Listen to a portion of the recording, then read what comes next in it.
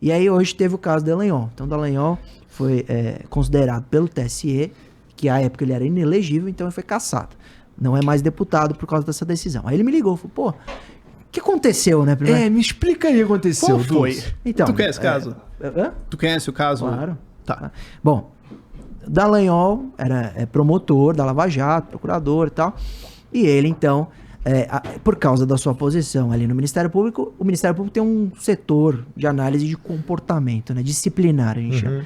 E aí esse setor administrativo analisa a conduta dos seus promotores, se recebe denúncia, ele pode instaurar um procedimento de disciplinar. E o legislador, em 2020, acho que 2019, 2020, verificou que alguns promotores, magistrados, né, juízes, poderiam, diante de uma instauração de um procedimento disciplinar, então você vai ser julgado pela sua ação aqui dentro, não é judicial, é dentro lá do Ministério Público ou da magistratura, ele cai fora. Então ele, para não ser julgado, ele sai da função. Como ele não é mais promotor ou mais juiz, ele não vai ser mais julgado pelo órgão, porque né, o órgão não tem nem mais competência para julgar. Ele tá fora. Só que esse cara saía para não ser julgado ou não ser condenado e saía candidato. E podia ser eleito. Então, diante dessa possibilidade, a gente trouxe a lei, uma alteração lá da lei da ficha limpa, e trouxe uma previsão de que o cara que sai antes de eventual decisão desse procedimento, sai do cargo, enquanto ele responde um procedimento disciplinar, ele ficaria inelegível por 8 anos. Tá?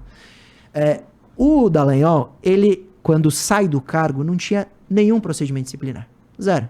Só que ele tinha outros 15 diversos procedimentos. Tinha sindicância, que poderiam virar um processo disciplinar. Exatamente, poderiam virar.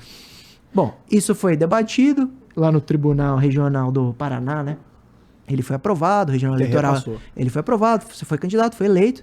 E aí agora chegou uma decisão, né, uma análise de um processo no Tribunal Superior Eleitoral, no TSE, sobre exatamente a possibilidade dele ser inelegível por causa desses 15 outros processos que poderiam dar em alguma coisa que se ele saísse aí tornaria inelegível. Bom, a lei, olha que interessante, que aí chega a parte do meu primo. A lei, ela é muito clara, ela fala processo disciplinar. A lei fala isso, tá lá. Só que, por interpretação, e aí muita gente hoje debateu, falou, pô, mas isso é perseguição dos ministros de esquerda. Tem 3 ministros indicados pelo Bolsonaro que votaram pela cassação. Foi 7-0 a votação. Então, não estou fazendo só justo, estou trazendo os fatos.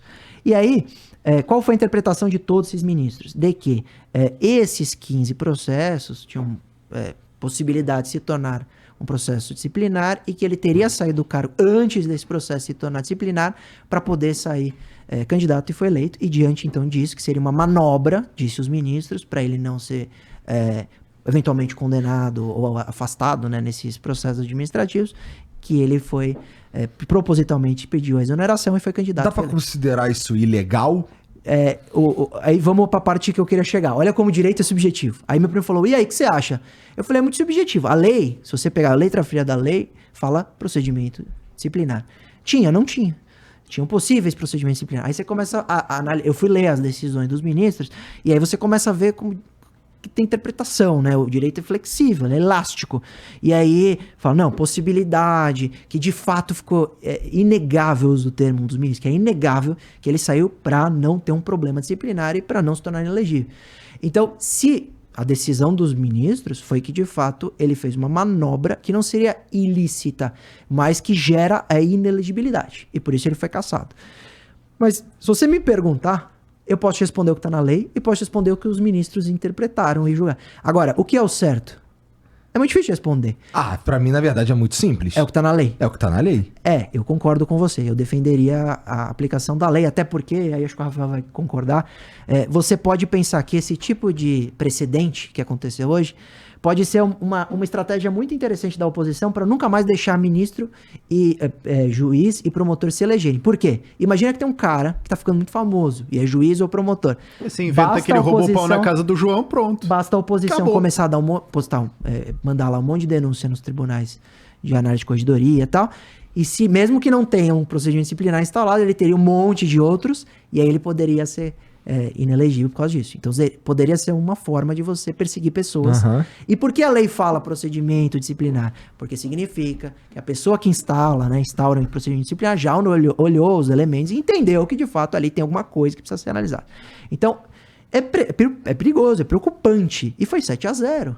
Então, os ministros estão entendendo dessa forma. Ministros, inclusive, de direita. Ou, pelo menos, que foram indicados pela direita, né? Não vou falar que ministros têm opinião política, mas que de fato podem ter algum tipo de interferência política. Então, este é o direito, e por isso que gera tanto debate e tanta indignação. Porque fala, foi o que você falou, esta é a lei. Isso, e olha que interessante, hoje isso incomoda muito aqueles que votaram Dallagnol e que principalmente são de direita, acho que é inegável. E isso foi que incomodou muito quem é de esquerda, que quando o Supremo olhou para uma previsão constitucional que chamava trânsito em julgado, porque ninguém poderia ser preso se não tivesse trânsito em julgado, e falou, trânsito em julgado. O que significa isso, né? Para quem está acompanhando. Significa que não cabe mais recurso, que encerrou, ou que você perdeu o prazo, não recorreu mais, mas significa que, tirando absolutas, específicas exceções, não tem mais nada ali para frente. Acabou o caso. Então, as pessoas no Brasil hoje só são presas depois desse trânsito em julgado. Do nada, o Supremo olhou e falou, não, o trânsito em julgado é quando confirma uma decisão de segundo grau condenatória. Começou a prender o pessoal e prendeu o Lula. E aí o pessoal de direito falou, pô, que legal, flexibilizaram, o pessoal aplaudiu. Hoje estão flexibilizando a previsão da lei da ficha limpa de procedimento administrativo, talvez a esquerda aplauda. Então, o que a gente aprende com tudo isso? É que Você vai se fuder no fim das contas. Ou que você, como cidadão, não tem que aprovar nem aplaudir nenhuma flexibilização da lei, pouco importa em quem isso vai bater ou afetar. Porque vai morder Só sua que eu tenho dois pontos aí. Primeiro é o seguinte, tem uma coisa que eu vivo falando que é, cara, a Constituição não realmente existe. Existe a opinião de 6 ministros do Supremo. Então, se tá escrito na lei uma coisa, mas 6 ministros, que é a maioria dos 11, falarem, não, tá escrito exatamente o contrário. Tá escrito exatamente o contrário. Porque eles são os últimos que podem errar. Eles que não tem decidem. recurso depois da... Então, depois se 6 ministros do STF resolverem ler uma linha e falar assim, cara, tá aqui escrito completamente outra coisa, está escrito completamente outra coisa, cumpra-se. É verdade. Foi o que aconteceu com o trânsito em julgado. Que foi o que aconteceu com o trânsito em E julgado. depois eles voltaram atrás, por isso o pessoal ficou tão... E que é isso, que aí falaram, o TSE condenou. Ele falou, não, ele não pode apelar, ele pode apelar pro STF. Ele vai recorrer já. O STF pode olhar e falar, a gente acha isso. Então, é por isso que às vezes... Acabamos de debater isso, né? Isso. Por isso que às vezes a galera pergunta assim, o STF tá certo ou tá errado? Eu falo, por definição, ele está sempre certo. Por definição. Por lei, inclusive. Eles acham Certo. que é isso. Acabou. Aí eu discordo. Parabéns, seja bem-vindo ao jus esperneandes, que ele chama. O direito de espernear. Você tem o direito de ficar puto. É isso. E aí é um problema, porque daí você fala, pô, peraí, então eu quero conceder a 6 pessoas o direito supremo de decidir o que tá certo ou errado, não cabendo recurso meu e eu sou obrigado a pagar? Ou será que a gente não consegue ter algum sistema de sociedade um pouco melhor que isso? Será que se juntar o pessoal a gente não tem uma ideia melhor? Qual seria? Aí eu vou entrar em libertarianismo. Ah, bom, Mas- porque qualquer... Se você pegar a Corte Suprema nos Estados Unidos, tem a Suprema Corte. O meu ponto é, a gente assim, podia ter um teoricamente- sistema de governança com consentimento para começo de conversa. Ah, bom. Teoricamente, Mas- o Senado lida com... Teoricamente, Isso. você tem um balanço Seria- de poder. Isso, É. um fiscaliza o Teoricamente. outro. É. Só que aí tem um pequeno probleminha. Porque se você tem... E o rabo preso? Isso. Preso. Mas antes Você da vai gente... mexer com quem? Só que O cara que tá sentado em cima do meu processo, eu vou encher o saco exatamente. Se você Não, mas mexer só- com quem eu só não queria- deve, você tem teto de vida, é perigoso. Esse é um E grande... a gente ficar votando nos caras que tem teto de vidro. Bom exemplo. Também é uma lição aí. Mas só queria voltar no ponto que eu falei que tinha 2 problemas, só que eu sou muito longo, eu preciso parar com isso. O segundo problema é o seguinte, vocês falaram assim, tem que defender o que tá na lei. Senhores, escravidão já foi lei. Não, mas... Por lei, mulher já não foi gente. a lei nem sempre é a melhor, Então, assim, mas... Eu só digo isso, e é importante isso. Isso é uma coisa que, assim, libertários dizem, mas até liberais dizem, assim. Eu acho que é uma coisa que deveria ser ensinada em escola de direito. Gente, ó, só porque tá na lei, não quer dizer que tá certo. Porque às vezes a galera usa o argumento do tá na Moralmente lei. falando, você tá dizendo. Não, mas os advogados... Só porque tá na lei, esse é o problema do argumento do tá na lei. Gente, escravidão já foi lei, mulher não ter direitos já foi lei, um monte de coisas já foram lei, um monte de coisas absurdas ainda são lei. Então, a gente tem que lembrar que acima de lei existe certo, errado e ética. Existe aquilo que é tolerável e intolerável. Então assim, mas tá na lei tal coisa. Não. às vezes pode ser uma coisa boa, às vezes pode ser uma coisa ruim. Então a gente não pode se balizar por puramente, assim, a lei do Estado falou isso aqui, não sei o que, não sei o que. Até porque é uma coisa que eu vi falando assim, gente, ó, a gente segue a lei ou a gente segue uma moral e uma ética na nossa cabeça? Exemplo simples. Amanhã, colocaram droga no Congresso e os caras vão lá e abaixam a idade de consentimento sexual pra 10 anos de idade. A sociedade brasileira como um todo vai falar... poxa, agora, não, de fato, né, tá na lei. Não, todo mundo vai olhar e falar, não. Não, mas...